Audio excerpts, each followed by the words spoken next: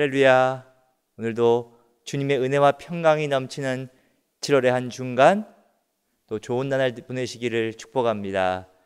오늘 우리에게 주신 하나님 말씀은 디모데전서 6장 11절부터 21절까지 말씀입니다. 주님 감사합니다. 오직 너 하나님의 사람아 이것들을 피하고 의와 경건과 믿음과 사랑과 인내와 온유를 따르며 믿음의 선한 싸움을 싸우라. 영생을 취하라. 이를 위하여 내가 부르심을 받았고 많은 증인 앞에서 선한 증언을 하였도다.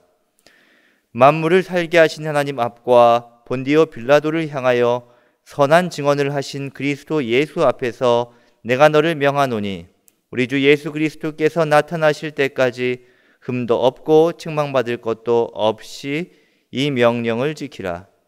기약이 이르면 하나님이 그의 나타나심을 보이시리니 하나님은 복되시고 유일하신 주권자이시며 만왕의 왕이시며 만주의 주시요 오직 그에게만 죽지 아니함이 있고 가까이 가지 못할 빛에 거하시고 어떤 사람도 보지 못하였고 또 볼 수 없는 이시니 그에게 존귀와 영광과 권능을 돌릴지어다. 아멘.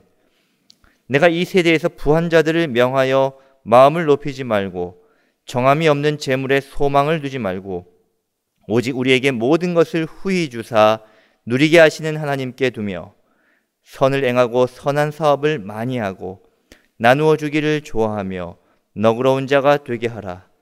이것이 장래에 자기를 위하여 좋은 터를 쌓아 참된 생명을 취하는 것이니라. 디모데야 망령되고 헛된 말과 거짓된 지식의 반론을 피함으로 내게 부탁한 것을 지키라. 이것을 따르는 사람들이 있어 믿음에서 벗어났느니라. 은혜가 너희와 함께 있을지어다. 아멘. 성경에는 하나님이 직접 그 이름을 주시거나 또는 바꾸어 주셔서 그 이름의 뜻대로 삶을 살아가는 사람들이 있습니다. 예를 들어서 아브라함과 베드로와 바울 같은 사람들이 그런 사람들이죠. 그들은 하나님이 주신 새 이름으로 이전과는 완전히 다른 삶을 살아갔던 사람들입니다. 그 중에 한 명인 바울은 오늘 자신의 영적인 아들인 디모데를 향하여 오직 너 하나님의 사람아 라고 말씀하며 세상과 구별된 믿음의 사람으로 성장할 것을 바라고 있습니다. 바울이 디모데에게 묘사한 세상은 어떤 곳일까요? 신앙을 이익의 수단으로 삼고 하나님 대신 돈을 사랑하는 사람들을 찾을 수 있습니다.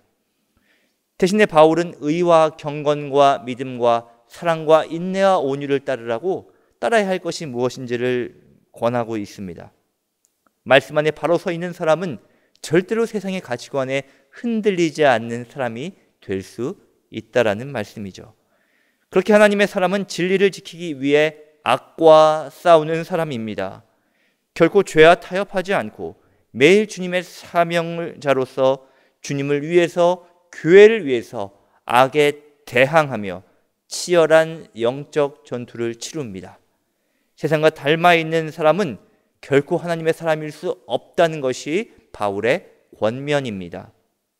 또한 하나님의 사람은 예수 그리스도의 최후 승리를 믿는 사람입니다. 그리스도는 십자가의 보혈로 우리 죄를 씻겨주셨지요.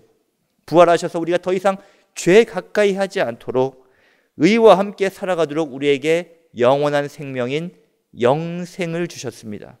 그래서 하나님의 사람은 그분의 나라를 바라보며 그분의 통치 가운데 사는 사람이고 더 이상 죄의 종노릇하지 않으며 최후 승리가 보장된 그러한 삶으로 매일매일 나아가는 것이지요.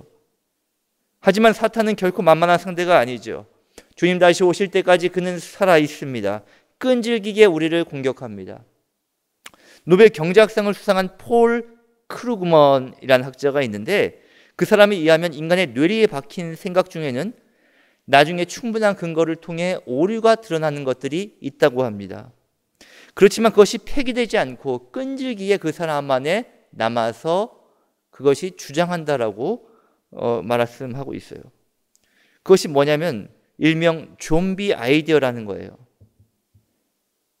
끈질기게 죽었다가도 다시 일어나는 그 좀비처럼 사탄은 우리의 사고 속에 들어와서 기어이 우리를 잠식시키고 우리를 파멸에 이끌 수 있다는 것입니다.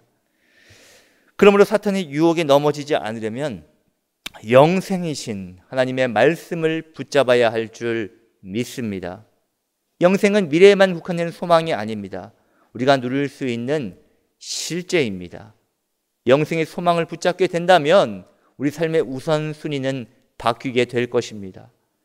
하나님의 사람은 구원받기 전에 흥미를 느꼈던 것을 더 이상 맛을 느끼지 않고 똑같이 반응하지 않습니다. 왜냐고요? 바로 영생을 맛보았기 때문입니다. 하나님의 사람은 장차 다가올 날을 위해서 오늘의 유혹에 결코 무릎을 꿇지 않고 하늘의 보화를 쌓아가는 믿음의 사람인 줄 믿습니다.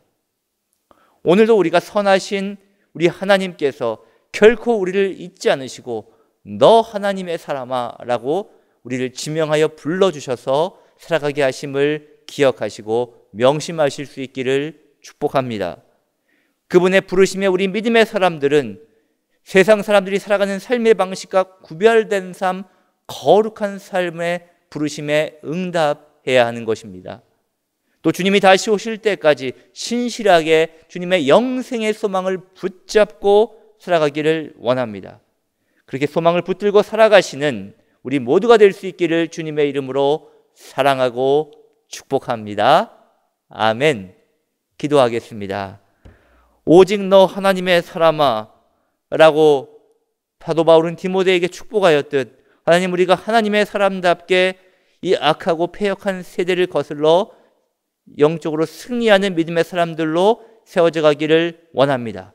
그 부르심이 합당하게 오늘도 믿음 가운데 전진하는 하나님의 모든 백성들이 되게 하여 주시옵소서.